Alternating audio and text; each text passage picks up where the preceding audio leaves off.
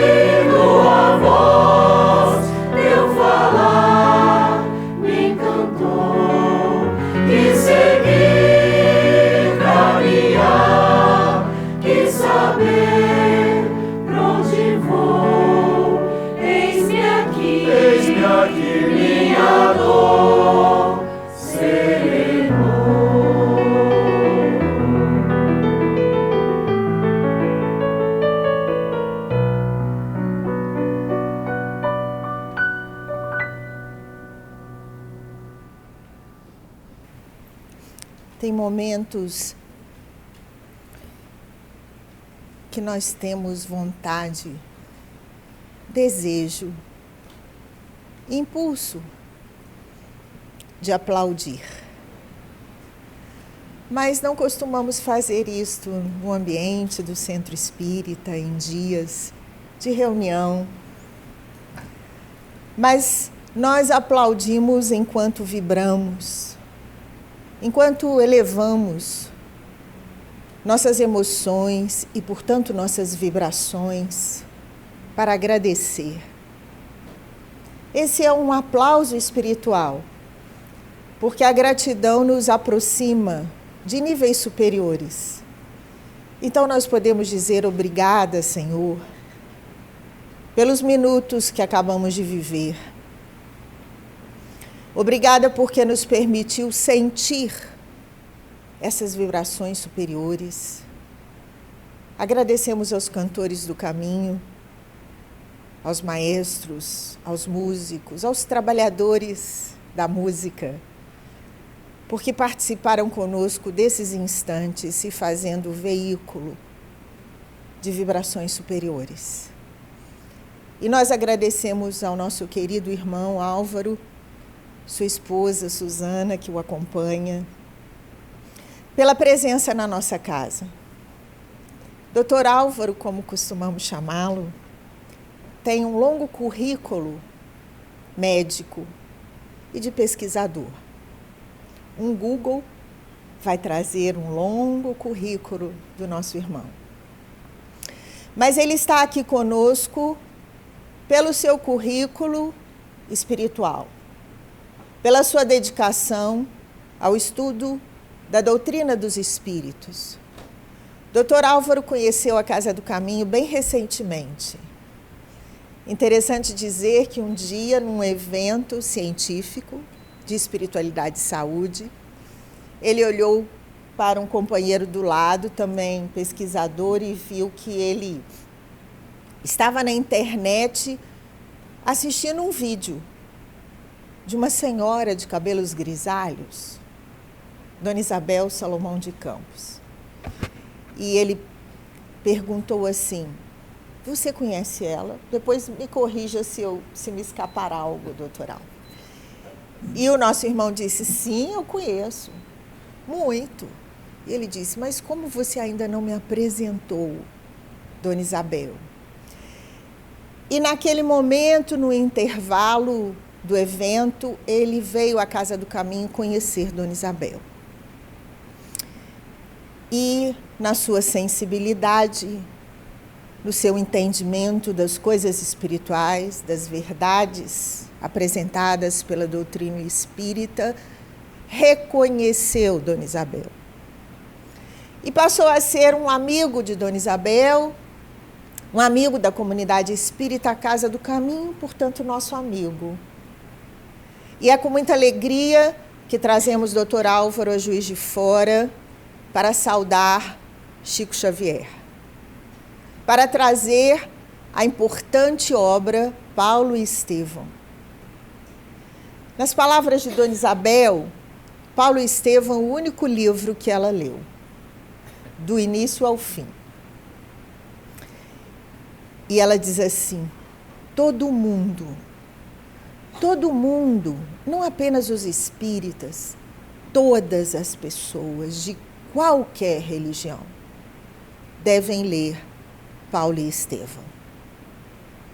Dr. Álvaro tem agora o tempo, nossa atenção e nossas melhores vibrações neste ambiente em que os amigos do Cristo cuidam de nós. O tempo é do Senhor. Muito boa noite a todos, a todas. Muito obrigado pelas palavras carinhosas, Mirna. E agradeço a Mirna, a todos vocês que aqui estão. De verdade e sem falsa modéstia, eu me sinto honrado e já assumo antecipadamente que eu estou sim abaixo de estar participando de um tributo ao nosso Chico Xavier. Certamente tem inúmeros oradores espíritas no Brasil, dentro de Juiz de Fora, pessoas conhecedoras do Evangelho, da doutrina espírita, da própria obra Paulo e Estevão, e eu sou mais um para trazer algumas informações para vocês. Importante salientar que a minha leitura do Paulo e Estevão, de uma maneira que eu não sei explicar, e isso é verdade, o que eu vou dizer a vocês, eu já li e ainda vou continuar lendo. Eu já li 19 vezes esse livro. De tempos em tempos, eu sinto necessidade de ler novamente esse livro, mesmo sabendo do desfecho. Em uma determinada ocasião, no congresso, acho que foi o ano passado, retrasado, da Associação Médico Espírita em São Paulo, um colega médico e espírita, obviamente, ele disse, e o quanto isso é verificável eu não sei, que o Chico uma vez disse que a obra Paulo e Estevão tinha conhecimento e informação suficiente e única para a nossa encarnação, para as nossas decisões do dia a dia.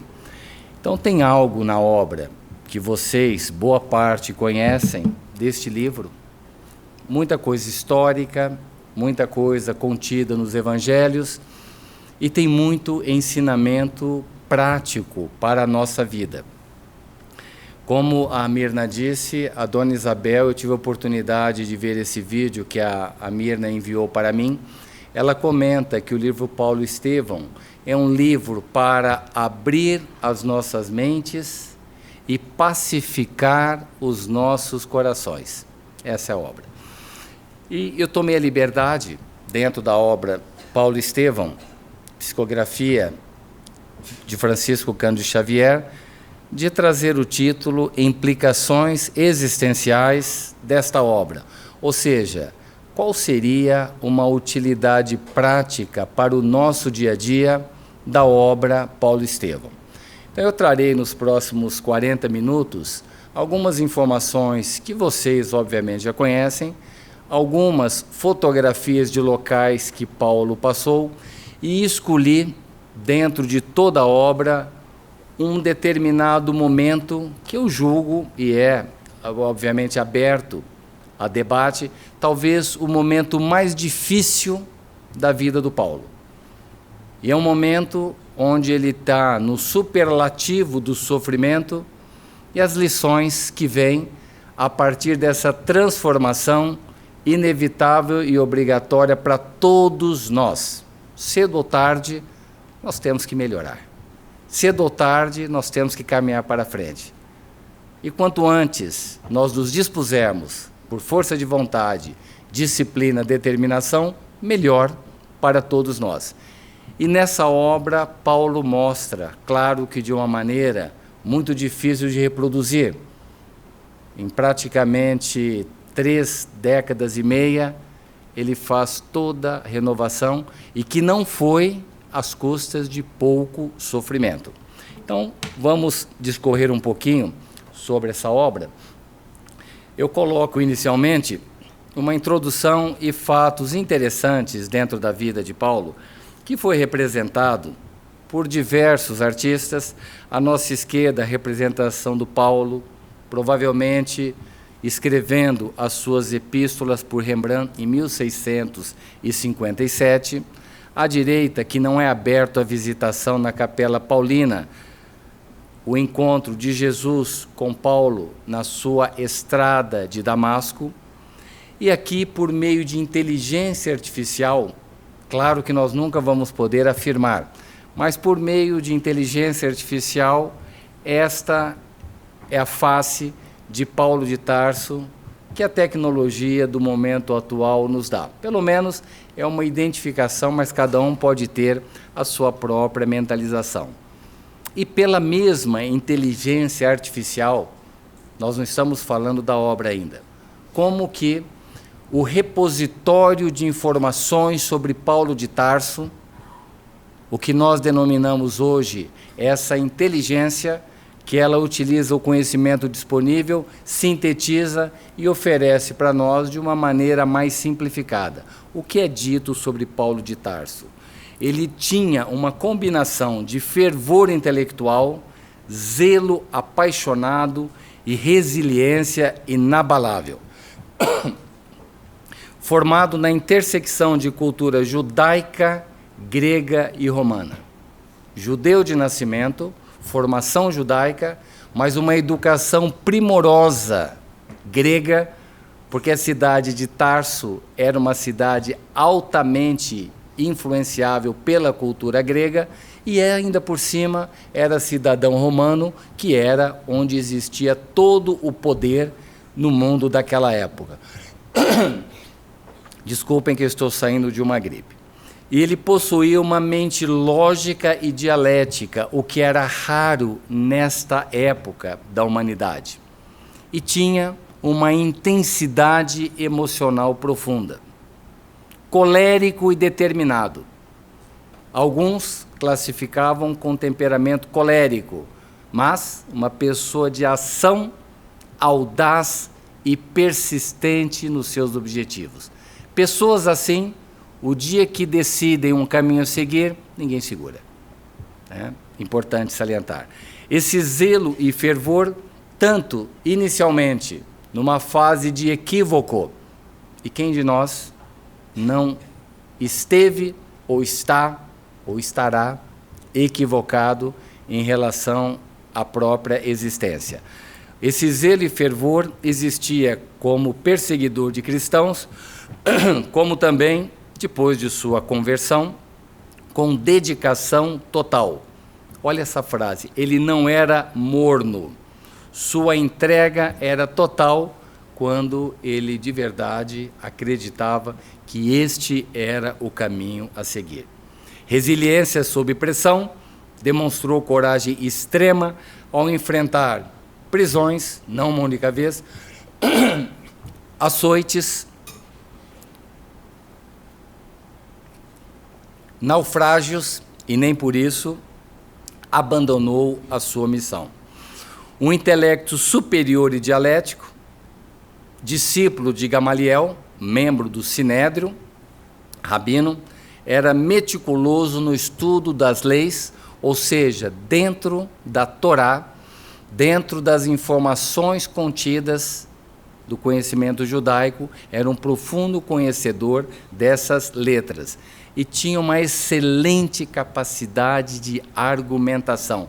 Vejam que é um indivíduo absolutamente singular e único para esse período da humanidade.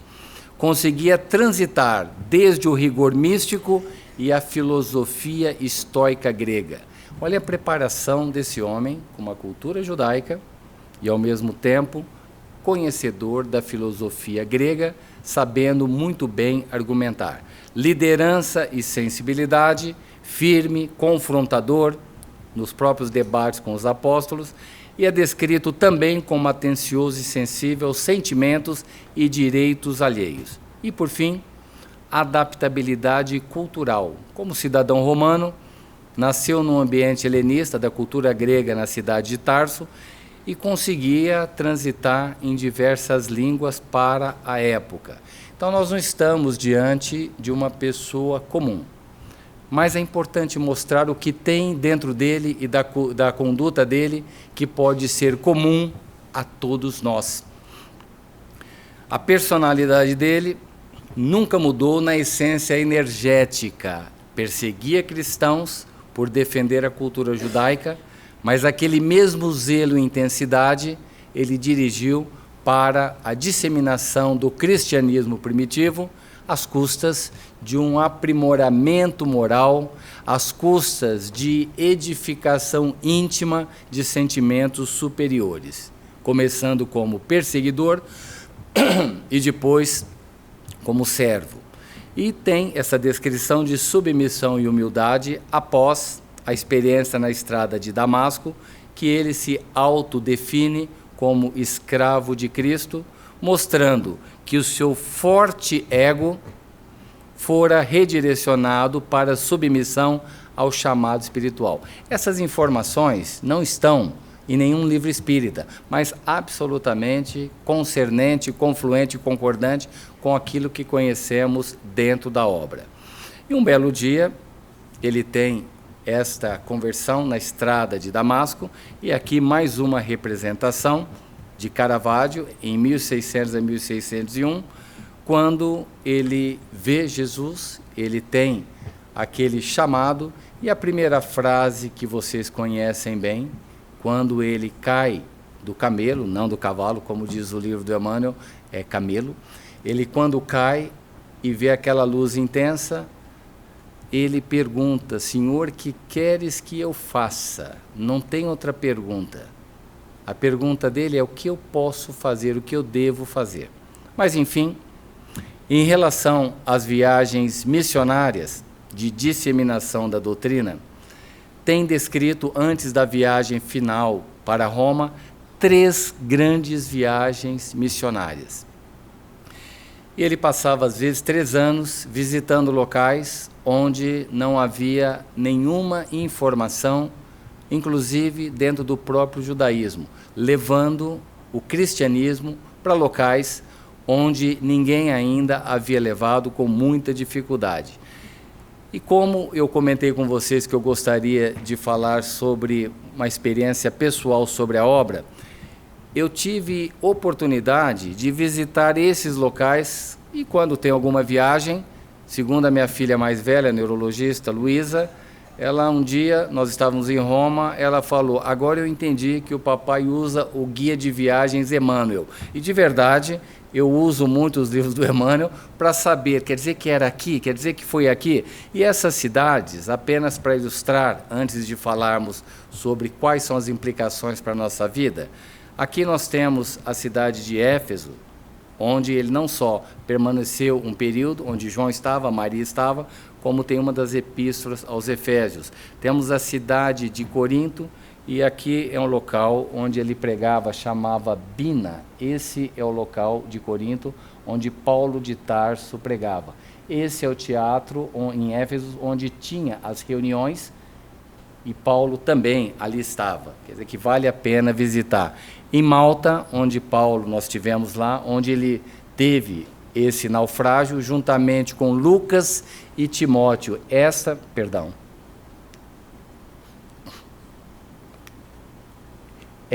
é a praia do naufrágio de Paulo de Tarso. Também, num outro naufrágio, ele vai e passa em Creta. E em Creta, esta é a praia chamada Bons Portos, onde ele para também. Jerusalém, Paulo esteve diversas vezes, ficou em Jerusalém várias vezes. Em Cafarnaum, essa é a casa de Pedro, embaixo dessa edificação, é a casa por tradição oral de Pedro.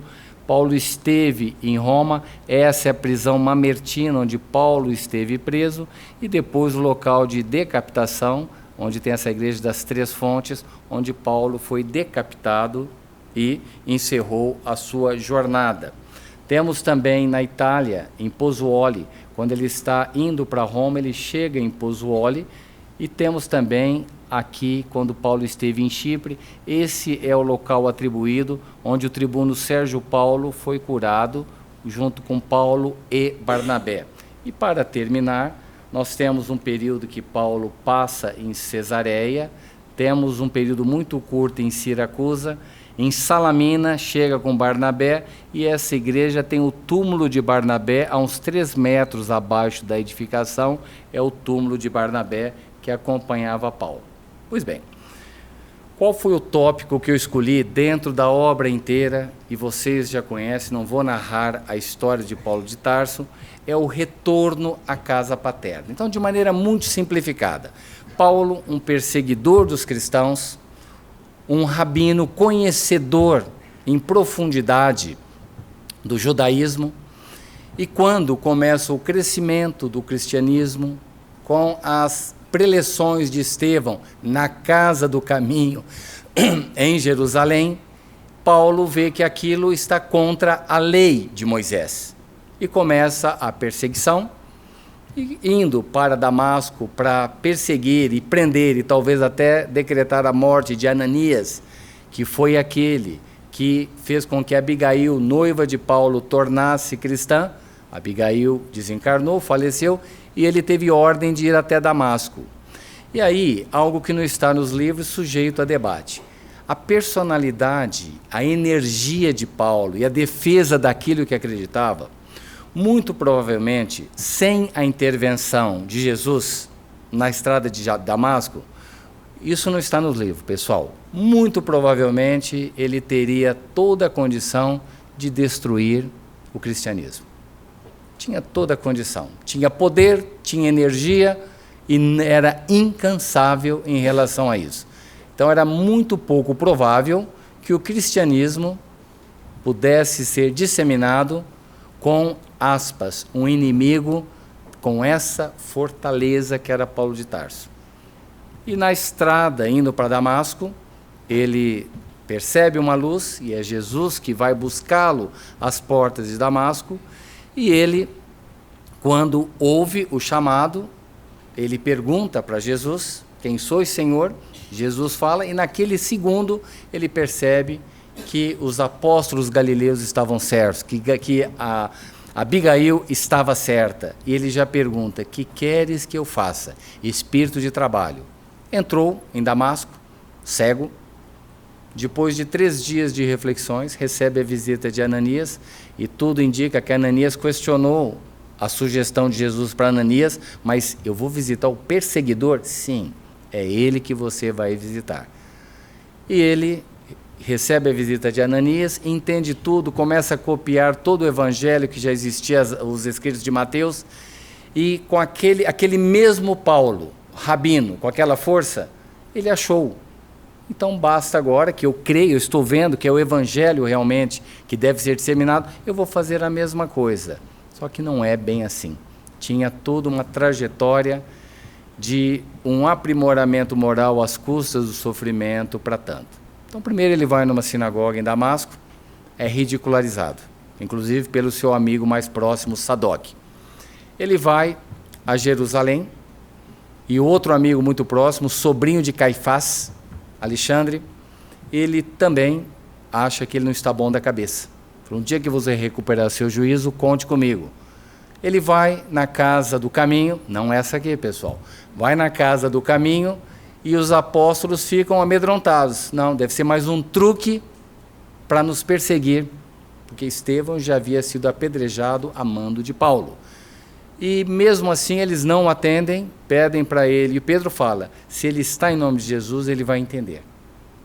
E ele entende que eles não querem recebê-lo, vai para uma pensão, e Barnabé vai lá conversar com ele, entende que é verdade a conversão, e ele vem para dentro da casa dos apóstolos, vai andar depois em Jerusalém e escuta, ele acha que é Jesus, mas é Estevão, dizendo, saia de Jerusalém. Ainda não é para ficar aqui. Ele resolve voltar à casa paterna. Já sabia que a mãe havia falecido, segundo os amigos, de desgosto, e até é interessante pensar qual foi a causa da morte. Existe uma doença cardíaca, que é a síndrome do coração partido. Pessoa saudável, quando tem um determinado desgosto e não tem um enfrentamento positivo, o coração dilata, e a pessoa, muitas vezes, falece por essa condição. E a mãe dele, em sabendo que tinha uma ordem de prisão da sinagoga de Damasco, ela não resiste, a mãe, e morre.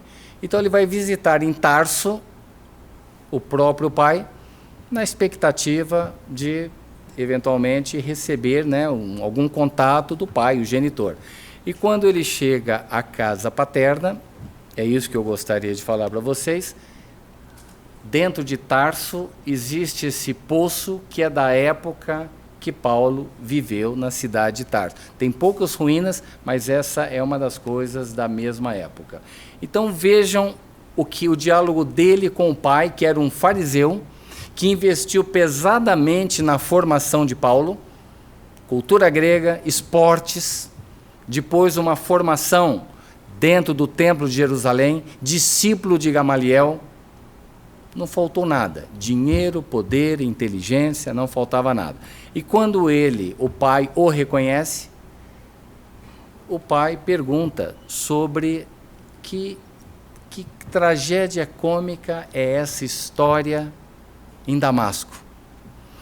E ele vê que o pai, naquela dureza de um fariseu que não estava, pela idade, não estava pronto para mudar de ponto de vista.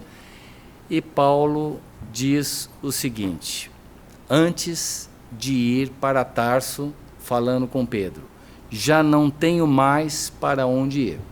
Não tem nada, perdeu tudo. E ele vai à casa do pai. Quando chega, o pai pergunta para ele, o pai dele, Isaac, será que estás mesmo curado? Interpretando como sendo uma doença. E Paulo diz, meu pai, por piedade, acolhei-me. Não estive doente, mas sou agora necessitado pelo Espírito. Sinto que não poderei reiniciar minha carreira na vida sem algum repouso. Estendei-me vossas mãos. E o pai diz para ele, choras? Mas eu nunca te dei exemplos de covardia. Tua fraqueza moral é filha do perjúrio e da traição. Tuas lágrimas vêm do remorso inelutável. Então imagine, ele já perdeu tudo e a última coisa que faltava, e é essa recepção. Em pé, nem está sentado em nenhum aposento da casa do pai. E o Paulo diz, quero dizer que o episódio de Damasco não foi ilusão e que Jesus reformou minha vida. Mas, pai, o Cristo é o Salvador prometido. O pai, um fariseu, diz, blasfemas, não temes insultar a providência divina? Exijo a reconsideração de suas atitudes. E Paulo, firme, porém respeitoso, é o pai. É certo que meu passado está cheio de culpas, na fase pré-estrada de Damasco, quando não hesitei em perseguir as expressões da verdade. Olha como ele denomina o cristianismo, expressões da verdade. Mas de 3 anos a essa parte, que foram os 3 anos no deserto, só um parênteses. Vocês já imaginaram o que é ficar 3 anos num deserto, costurando tapetes ou tendas, e tem um casal com vocês. Um casal que um se basta, um casal que se ama. Áquila e Prisca. E ele sozinho. 3 anos pensando na sua vida, pensando o que você fez, o que tem que fazer. 3 anos. Qualquer um de nós, depois de um certo tempo, fala, já está na hora de voltar, já pensei o suficiente. Foram 3 anos de reflexão. E aí ele volta nessa consideração que ele diz para o pai. De 3 anos a essa parte, não me recordo de ato algum que necessite reconsideração. E o pai diz, olha que difícil, gente. Peço que escolhas em definitivo entre mim e o desprezível carpinteiro, que foi a descrição desrespeitosa do pai sobre Jesus. Então o pai exige, você escolhe. E Paulo diz, meu pai, ambos precisamos de Jesus. E o Isaac, duro, como pai, e tem que enxergar também a posição de pai. Ele não poderia enxergar além disso. Eu preparei meu filho para ser rabino, e ele vem desse jeito, né? E Isaac diz, tua escolha está feita, nada tens a fazer nesta casa. Pense um pouquinho a dor. Você já perdeu a profissão? Você perdeu a sua companheira, o seu companheiro? Seus amigos viraram as costas? Aqueles que você gostaria de trabalhar com ainda não confiam em você? Aí você vai na sua residência, seu pai ou sua mãe, que recebe esse tratamento. E Paulo diz, então adeus, meu pai. Dizeis bem, porque estou certo de que o Messias não me abandonará. A partir daí, pessoal, e aqui vale a pena nós considerarmos a nossa vida. Qual foi a reflexão de Paulo quando tudo isso aconteceu? Muito pouco provável que algum de nós aqui tenha passado por uma situação dessa. 0, sem nada, e ele diz, jamais experimentara tamanho vácuo no coração. Estava só, ninguém. Teve receio de si mesmo. Vejam que não tem nada gratuito.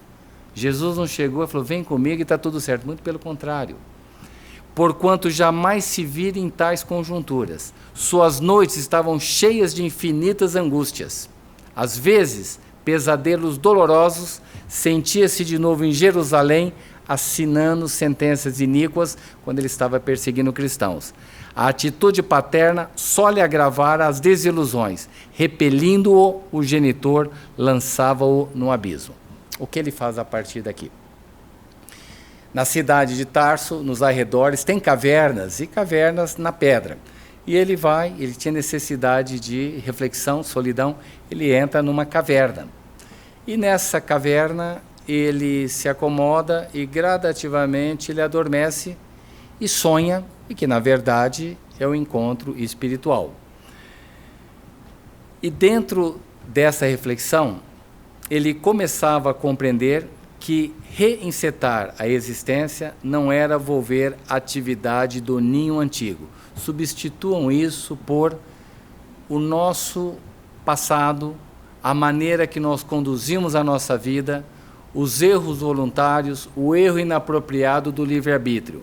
Mas principiar do fundo da alma o esforço interior, alijar o passado nos mínimos resquícios, ser outro ser humano, enfim.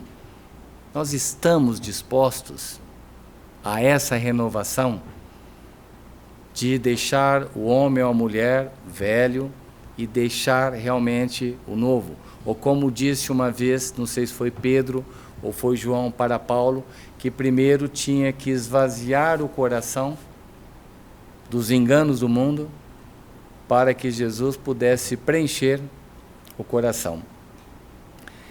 Essa é um exemplo, nunca estive, tá? Um exemplo de uma caverna na região de Tarso, é passível de visitação, e Paulo dormiu numa dessas. E quando ele está sonhando, ele percebe dois vultos. Estevão, que ele condenou à morte por apedrejamento, lapidação. Só mais um parênteses. Vocês imaginem, o Estevão foi condenado, nós falamos um pouquinho antes da reunião aqui, e por apedrejamento.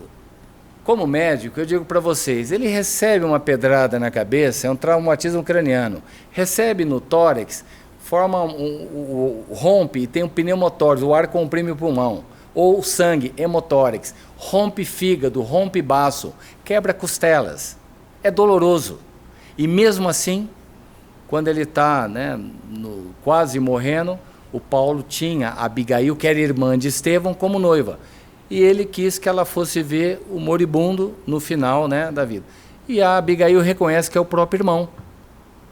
E aí Estevão olha para o Paulo e fala para Abigail, ele é tudo quebrado, dispineico, falta de ar, fala, ele deve ser uma pessoa boa. Quando ele conhecer Jesus, ele vai servir Jesus com o mesmo zelo que serve Moisés. Gente, acabou de ser apedrejado por ordem de alguém. Qualquer um de nós, na primeira pedrada, vai dizer, para com isso, que dor, que isso, o que eu fiz para vocês? Não, Estevão passou por isso. E aí Paulo, quando sonha, ele vê Estevão, ele fica envergonhado, e Abigail, que eram irmãos, que se aproximam dele. Estevão chega a abraçá-lo, ele não diz uma palavra a Paulo, mas ele pensa, o que eu fiz? E Estevão diz, Paulo, relaxe, tranquilize-se, quem de nós nunca errou nessa vida? E aí Abigail faz algumas considerações para ele depois dessa circunstância. Ela diz, a paz triunfante do Cristo é a da alma laboriosa que obedece e confia. Então vejam, a paz é às custas de trabalho. Segundo, trabalho de quem está alinhado e trabalha dentro do Evangelho, confiando no alto. Segundo, ela diz, e no final eu vou voltar nesse ponto, não tornes a recalcitrar contra os aguilhões. Nossa teimosia de persistir em coisas que vão trazer sofrimento e não vão ter utilidade para a nossa vida. O aguilhão é aquela madeira que tem uma ponta de uma lança que usa muitas vezes no gado. Terceiro, esvazia-te dos pensamentos do mundo. Já pensaram nisso? A dona Isabel um dia falou para nós, eu estava presente, de uma frase do Dr. Bezerra, que é importante estar no mundo, mas não ser do mundo. É distinto isso. Não é viver como eremita. Nós temos que viver na sociedade. Nós somos interdependentes, temos que relacionar. Mas ser do mundo é diferente de estar no mundo. Então ela diz, esvazia-te dos pensamentos do mundo. Quando hajas esgotado a derradeira gota da posca dos enganos terrenos, Jesus encherá teu espírito de claridades imortais. Não foi Pedro nem Lucas, foi Abigail que falou isso para o Paulo. O caminho para Deus está subdividido em verdadeira infinidade de planos. Não há um plano rígido para nenhum de nós. De acordo com o nosso livre-arbítrio, de acordo com a nossa disponibilidade em renovação e aprimoramento, novos caminhos se abrem. Então tem múltiplos caminhos para qualquer um de nós. E ela diz, Saulo, para a certeza da vitória no escabroso caminho, lembra-te de que é preciso dar, é preciso doar. Jesus deu ao mundo quanto possuía. E aí, Paulo, nessa circunstância, que tinha perdido tudo, não tinha como começar, ele fez algumas perguntas para Abigail. E espírito elevado, não sei se vocês já perceberam, eles são sintéticos na resposta. É muito curta, clara, concisa, e não precisa perguntar mais, é só aquilo. E aí ele faz a seguinte pergunta. Pergunta difícil, né? O indivíduo inteligente. Olha a pergunta dele. O que fazer para adquirir a compreensão perfeita dos desígnios de Jesus? Eu quero compreender quais são os desígnios para que eu possa seguir. Força de vontade, determinação ele tinha. Entendimento ele tinha. Mas como é que eu posso ter a compreensão? Quem já leu, já sabe. O que ela fala? Olha que resposta longa. Ama. Acabou. Ela foi falando isso e já saindo, né? Eles já estavam de saída, Estevão e Abigail. E ele ainda queria aprender mais. Como fazer para que a alma alcançasse tão elevada expressão de esforço com Jesus Cristo? Simples, trabalha. São 4 perguntas. Terceira, que providências adotar contra o desânimo destruidor? É a situação dele naquele momento. Depressão, desânimo, tristeza, isolamento, não vou conseguir, não vou fazer mais nada, ou de maneira infantil, Deus não está vendo meu sofrimento. Ninguém está pensando em mim. E quando ele pergunta sobre o desânimo destruidor, o que ela diz? Espera. Espera. E por fim, como agir no âmbito de forças tão heterogêneas? É a nossa vida com pessoas diferentes, como nós somos diferentes para as pessoas também. Como conciliar as grandiosas lições do Evangelho com a indiferença dos homens? E aí ela responde, perdoa.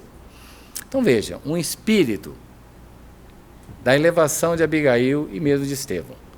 Colocar, amar, trabalhar, esperar e perdoar. Simples, não é simples para executar, mas simples para responder.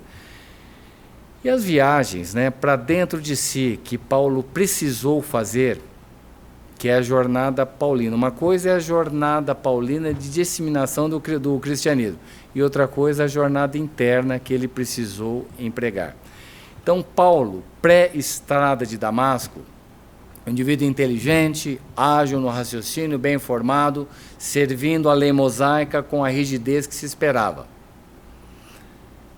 Entre a estrada de Damasco e o entendimento de que precisava fazer para ir ter com Jesus, são os sofrimentos, são os açoites, são as prisões, são os naufrágios, a dificuldade para que ele pudesse entender o que esvaziar de dentro do coração que não teria serventia para o Evangelho e deixar Jesus, Evangelho, preencher o seu coração. E quem se tornou, após 3 anos de deserto, depois 3 anos como um tecelão, absolutamente sem nenhuma importância, na cidade natal, que o vira como sendo um judeu, culto, com cidadania romana, realmente entre aspas, um bom partido à época. E depois de 3 anos no deserto, 3 anos aí que ele começa essas viagens missionárias e essa modificação interna em função de saber quanto eu preciso fazer para chegar até Jesus. E aqui eu gostaria de fechar com algumas lições dentro da história de Paulo de Tarso, que daria para falarmos horas e horas, para nós pensarmos em assimilação e vivência. Por que eu digo assimilação e vivência? Como médico, nós temos realização de pesquisas que trazem novos conhecimentos. Esse conhecimento, ele traz o quê? Benefícios para a população. A população vive mais, menos eventos, melhor qualidade de vida. Entretanto, nós temos uma dor, um problema, um desafio global, e o Brasil não é diferente, de termos conhecimento em diversas áreas, mas não temos implementação do conhecimento. Só um detalhe, e fiquem sossegados que eu continuo no Paulo Estevam, mas só vou falar de hipertensão arterial. 10% dos pacientes com pressão alta no mundo, inclusive nesse país, 10% tem pressão arterial sob controle. Então, uma coisa é ter pressão alta, outra coisa é ter pressão alta e tratar, outra coisa é ter pressão alta, tratar e ter a pressão controlada. Tem remédios na rede pública, aferir a pressão é fácil, só que esse conhecimento não está implementado. Então, essa questão de ter a teoria, de ter o conhecimento e não implementar, equivale a não ter conhecimento. É a mesma coisa. Se eu tenho e não implemento, é a mesma coisa que não ter. Por isso que nós estamos comentando aqui sobre a experiência de Paulo, sobre o conteúdo do Evangelho, que sem assimilação, que é verificável nas atitudes. Se alguém perguntar assim, como é que eu sei que eu assimilei? Os outros vão dizer para você. As suas atitudes vão demonstrar que você de verdade assimilou. Tem um comentário que eu iria fazer amanhã, mas vou fazer hoje, amanhã eu repito. Existem indicadores de qualidade em hospitais. Então, você tem um indicador de qualidade para prevenir trombose, indicador de qualidade para tratar infarto, indicador de qualidade para tratar AVC. Um dia, eu fiz a seguinte pergunta para mim mesmo. Qual seria o indicador de qualidade de êxito existencial? Como é que eu sei se a minha existência está tendo êxito? Porque depois da desencarnação, nós vamos ter que avaliar o rendimento da atual vida, da atual encarnação. Então, uma coisa lógica seria, que tal agora, que eu estou no dia a dia, que eu posso usar meu livre-arbítrio, mudar, continuar, se eu tivesse uma definição que cobrisse essa pergunta, o que é ter êxito existencial? Uma sugestão, nós podemos dizer que é o quanto nós simplificamos, destravamos, melhoramos a vida do outro sobre todas as situações que a gente se relacionou com alguém. Então, quer uma conta de êxito? É isso. Nós temos relacionamentos conjugal, familiar, no trabalho, lá fora. Então, esse é o denominador. E em cima vem o quê? O quanto eu destravei, simplifiquei, melhorei a vida do outro. Simples assim, é uma maneira de nós termos avaliação do êxito da existência. Mas quais são as lições para assimilar e viver? Se entendeu? Está completo? Não, é só um bom começo. E o que é assimilar? Olha, isso realmente eu entendi, isso faz parte de mim. Um pouquinho melhor que um bom começo. Agora, quando isso for transformado ou for traduzido em atitudes, e as nossas atitudes só são avaliadas na presença do outro. Atitude, você com você mesmo, não, é na presença do outro. E quais são os pontos que eu traria e trago para vocês? Aqui, na Síria, nas proximidades de Damasco, não quer dizer que foi nessa estrada, mas não está escrito, né? Na época ninguém registrava, não tinha como, mas essa é uma das estradas aproximando de Damasco, vindo de Israel. Essa é uma segunda possibilidade também, um caminho mais pedregoso, mas muito provavelmente essa deve ser, né, uma das estradas de Damasco.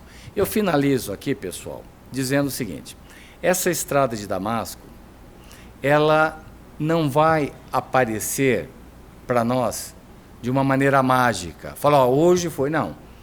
Tem um pouco, isso que eu estou falando é intuitivo, tem um pouco da nossa determinação de criar essa estrada de Damasco. Então, qual seria a sugestão? Nós podemos ter uma boa reflexão sobre o que fizemos até hoje e criarmos essa estrada para que a gente repense, mas repense a ponto de mudar as atitudes para melhorar, para transformar e tentar deixar vir à tona sentimentos edificantes e tentar cada vez mais, e amanhã eu comentarei isso, abafar isso que a gente vem acalentando há séculos, que já tem até PhD, alguns vícios nossos, né, de tão exercidos com tanta intensidade.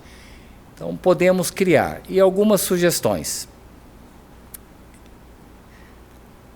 Essa também eu nunca estive, mas quero um dia, quem sabe, ir à Síria. Esse é o portão de Damasco que dá para a rua direita, onde Paulo foi para aquela pensão de Judas.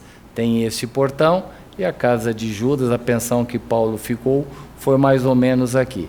Essa é uma das torres, não dá para dizer que Paulo escapou, fugiu dentro de um cesto de uma das torres. Pode até ter sido essa, mas não dá para falar. E aqui as lições, que eu trouxe 10 reflexões, como eu disse, para a gente implementar. Primeiro, necessidade de renovação para nosso aprimoramento moral. Não tem como termos aprimoramento e melhoria sem renovação. Deixar o que é velho para trás e assimilar o que é novo e que traga benefícios na nossa atitude perante o próximo. Segundo, que a jornada de autoconhecimento e evolução moral envolve sempre esforço individual. Não vai ser fácil, não será fácil, mas é necessário e é o único caminho a seguir. Reconhecimento das más tendências. Sem um diagnóstico situacional de quem nós somos, não tem como melhorar. Você só melhora o que você conhece. Se você fizer uma análise, você vai melhorar. Se ficar dando desculpas, muito pouco provável. E busca incessante de edificação íntima baseada nos valores que são atemporais, são universais, que são os valores do Evangelho. Terceiro, obstáculos, críticas, perseguições, dificuldades, sensação de isolamento, percepção de fracasso, parece tudo ruim, são ingredientes de crescimento. Quer dizer que somente se eu tiver isso eu vou ter crescimento? Não é obrigatório, mas num planeta de provas e de expiação, e a dureza e a renitência que temos de manter as nossas não virtudes, para não falar defeitos, é só por meio disso. Quarto, somos chamados todos os dias, e muitas vezes, várias vezes ao dia, para reavaliarmos a nossa jornada de alinhamento com Jesus. É o que eu chamei essa estrada de Damasco, todo dia. Se alguém não está, né, se a gente não está percebendo, é uma questão de irmos ao oftalmo e ao otorrino, não estamos ouvindo as mensagens que a vida dá, não estamos vendo as oportunidades que a vida traz. Mas, na verdade, isso é diário, várias vezes ao dia, como hoje aqui, nessa noite. Não há privilegiados na obra de Deus. É muito fácil olharmos, olha o lar daquela pessoa, olha as oportunidades. Se eu tivesse isso, eu estaria em outro lugar. Não. Isso é um desculpismo, infantilidade, pensamento de adolescente. O adulto é consequencialista. Eu faço algo, vem algo. Eu faço algo de bom, vem uma consequência boa. Tem que ser consequencialista. Mas não temos privilegiados, apenas trabalhadores. Necessidade de atendermos o chamado de despertar do sono anestesiante decorrente do nosso livre-arbítrio. Todo mundo usa o livre-arbítrio. Até dizer, eu não sei o que fazer, é um livre-arbítrio. Até falar assim, eu não sei que opção tomar, vou ficar neutro. Você está usando o seu livre-arbítrio. Mas isso, muitas vezes, é anestesiante e o tempo não para. A encarnação está escoando, está indo. Nós vamos responder por aquilo que fizemos e por aquilo que deixarmos de fazer. 7º, fé como sustentáculo de nossa caminhada em todas as circunstâncias de enfrentamento de nossas vidas. Lembrem-se do que eu comentei do Paulo depois da visita à casa paterna. Ali, se ele não tivesse fé, ele entregaria os pontos naquela hora. Não resta nada para mim. E ele ainda podia dar as seguintes desculpas. Depois que eu entendi que o caminho é com Jesus, depois que eu realmente deixei de lado as coisas que eu acreditava, eu perco tudo. A partir de agora que eu não tenho nada, somente a fé é que permitiria que nessa fase ele falasse, eu vou esperar que isso vai dar certo. Isso é uma jornada. Jornada não é uma noite, é um período da vida. 8º, a caminhada reveste-se de relacionamentos. Nós vamos nos relacionar uns com os outros. E interdependência. Não tem ninguém autossuficiente. Nós devemos ser responsáveis pelo que fazemos, mas nós somos interdependentes. Contudo, o esforço, aprimoramento e negar a si mesmo é individual e intransferível. Ninguém vai fazer para nós. A esposa, o esposo, o pai, a mãe, o filho, o irmão. Não vai. É nosso. Interdependência, relacionamento, mas vamos responder sozinhos. E é correto, é adulto, é consequencialista. O 9º, olhar para frente. Vocês já pararam para pensar os motivos que Paulo tinha para ficar pensando assim, meu Deus, o que eu fiz? Quanta coisa errada, quanto sofrimento eu infligi no outro, quantas pessoas morreram, porque ele poderia, a partir do momento que ele entendeu o Evangelho, ficar perdendo tempo com o que ele tinha feito. E até é compreensível. Não, eu preciso realmente ser responsável pelo que eu fiz. Mas ser responsável é mudar de atitude no bem e não ficar só rememorando, porque é improdutivo. Então, olhar para frente sem desânimo, culpa, tristeza paralisante e inoperante, devido aos erros do passado. De novo, a gente lembra de Jesus, que ele não aprovou e falou para todo mundo da mulher que foi pega em adultério. Claro que ela não estava sozinho, tinha um homem adúltero também. E ele comenta, ninguém te julgou, eu também não te julgo. Mas vá e não peques mais. Ele não está endossando que você erre. Ele está entendendo que você pode errar. Mas que bom se você não errar, né? Vai e não erres mais. E essa não recalcitrar contra o aguilhão, tem uma coisa interessante aqui, que diz o seguinte, quando nós falamos recalcitrar contra os aguilhões, que Jesus disse isso para Paulo, não recalcitres contra os aguilhões, significa resistir teimosamente a uma força superior, resultando em mais dor e dano para quem resiste. Vou repetir. Recalcitrar contra os aguilhões. Resistir teimosamente a uma força superior ou inevitável, resultando em mais dor e dano para quem resiste. Então isso aqui mostra a futilidade de nós resistirmos à melhoria, ao crescimento.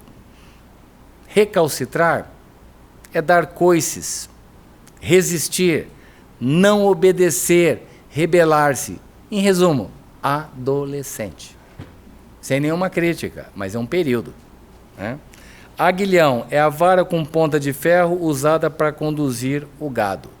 Então aqui, nessa última, nós precisamos ser espiritualmente adultos e irmos para o caminho que nós já sabemos, que é o caminho correto de melhoria íntima, com as dificuldades inerentes a qualquer processo de crescimento. Faz parte. E nós não podemos demorar muito. Para finalizar, existe uma coisa que eu acho que deve acontecer no plano espiritual, não tenho certeza. Mas vamos supor, desencarnamos. Eu vou aproveitar que o Alessandro está aqui do lado. Aí o Alessandro chega de lá, faz de conta, tá? Aí chega um mentor, deve ter um iPad, né, na hora, e fala, Alessandro, tudo bem, tal, e vai vendo a sua vida, olha, você teve uma vida assim, tal, tal. E aí eu comecei a olhar, falo, olha, eu nasci num ambiente espírita, pais espíritas. Eu tive a oportunidade de estudo. As coisas que eu quis fazer, eu consegui. E aí, que desculpa eu vou dar? Eu não teria nenhuma desculpa em relação a não fazer mais. E o não fazer mais não é fazer além das próprias forças. É a história dos talentos. Ou seja, cada um de nós sabe o quanto a gente consegue retribuir, o quanto consegue fazer.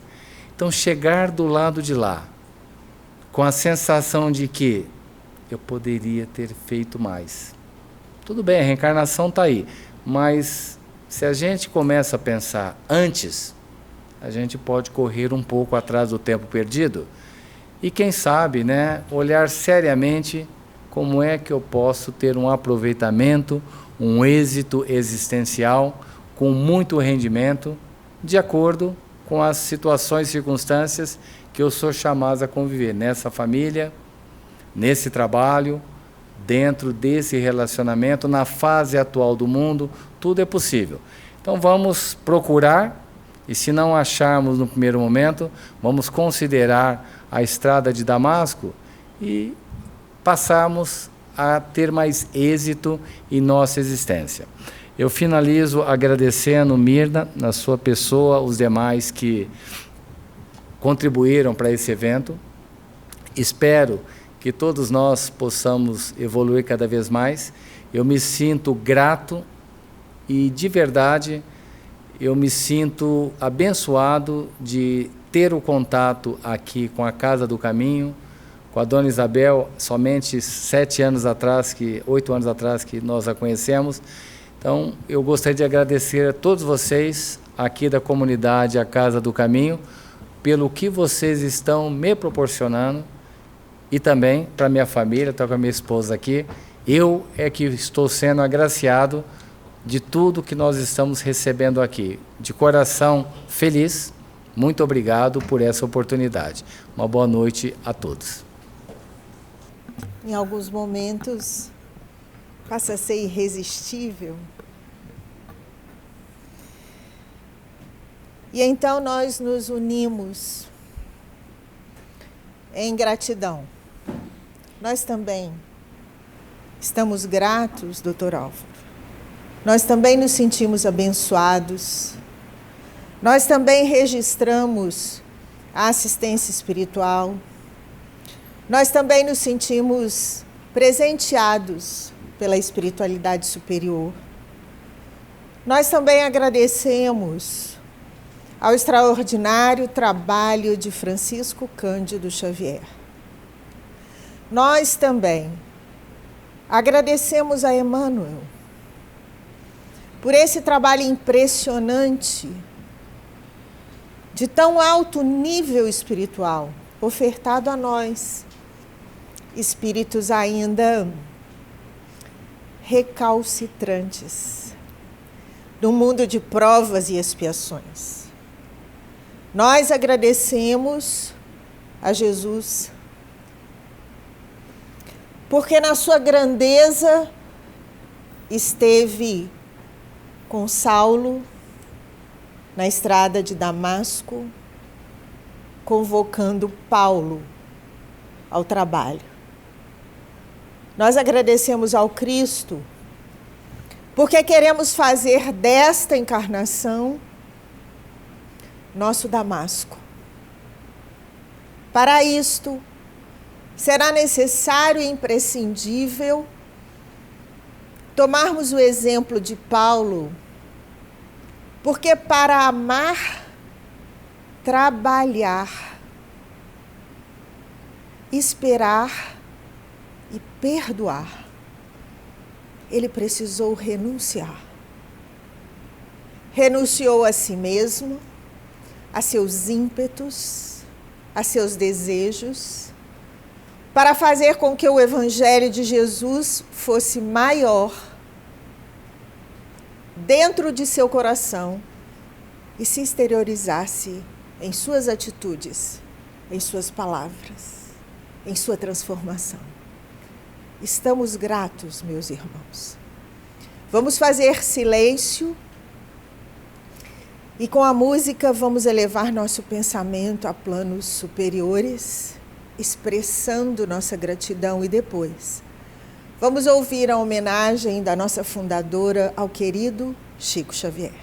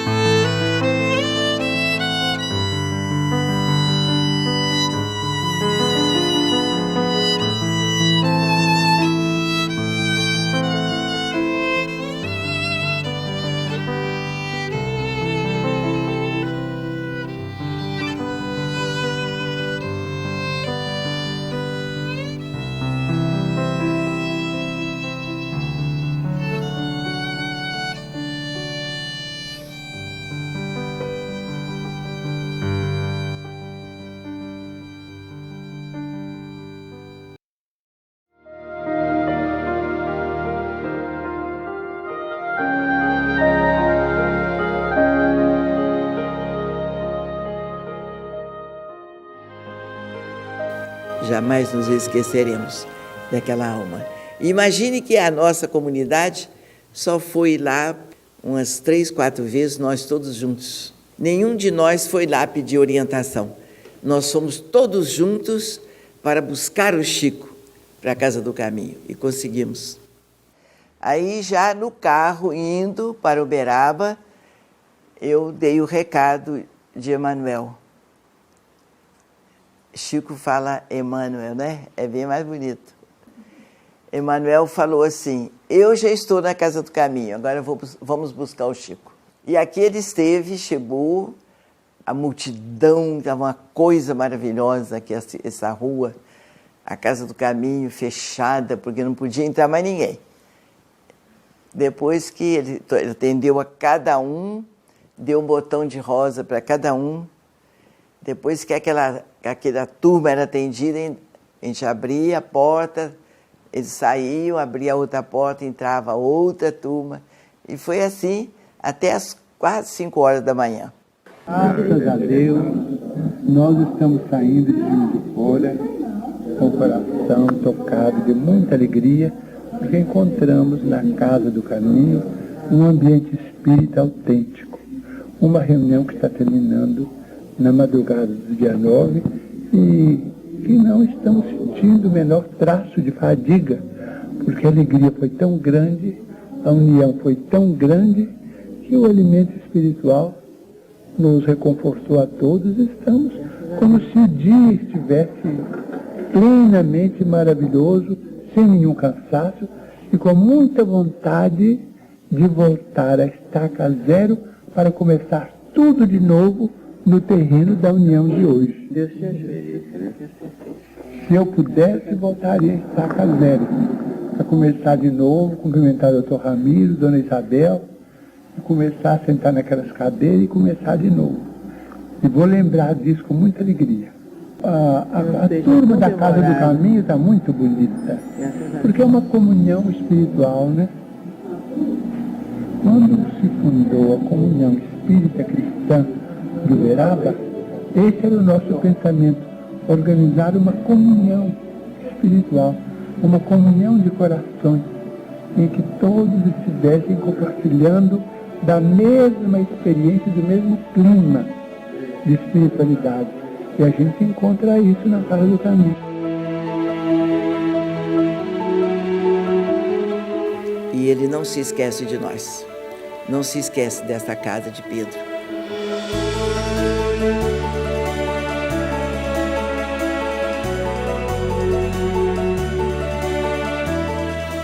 Nós temos a mensagem do Chico, o tempo que ele viveu entre nós, embora sempre um tanto distante fisicamente de todos nós, mas o seu trabalho, a sua mensagem, as suas vibrações nos fizeram bem, nos felicitaram a vida.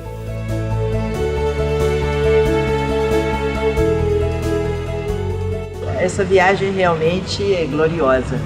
Ela marca uma época da Casa do Caminho, marca a emoção que nós estamos vivendo no ano de 96, marca o trabalho que a equipe fez em torno dos meus 50 anos de trabalhos mediúnicos, marca o carinho do Chico, o trabalho que o Chico faz.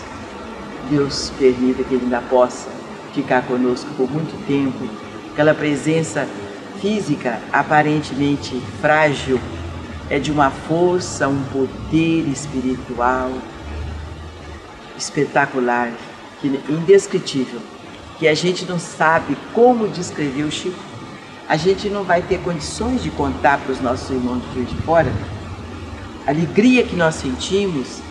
A gente coloca assim, a emoção que nós vivemos, mas é uma emoção que, estudado à luz da ciência, vai ter muito poder sobre a mensagem espírita. Porque nós ficamos muito com essa ideia de emoção como se emoção fosse choro, emoção fosse só envolvimento da simplicidade da pessoa, até do desconhecimento da verdade, mas não é isso não. Emoção é também mensagem científica, porque a emoção que o Chico transmite para a gente é uma emoção do espírito, da alma, porque a presença física dele não tem assim poderes. Ele é aquela presença física frágil e fragilizada, mas um poder espiritual que domina a multidão. A palavra dele ecoou não só nos nossos ouvidos, mas nos ouvidos do mundo espiritual. Estamos ansiosos por abraçar a nossa turma da Casa do Caminho e deixar que eles participem conosco desta emoção que nós estamos levando. Que Jesus nos abençoe a todos que nos proporcionaram esta vinda aqui no Chico, essa chance de estar com ele. Que Jesus nos abençoe no trabalho da comunidade espírita, da Casa do Caminho, em Juiz de Fora, em todo o ano de 1997. Que Jesus continue conosco. Viva Deus! Um homem chamado amor. Ele é conhecido de uma forma tão bela, tão sublime, porque ele viveu o amor que nasceu na manjedoura. Ele era o amor, ele era a paz, ele era a fraternidade, ele era toda a mensagem de esperança que nós precisamos ter para vivermos felizes na mensagem cristã.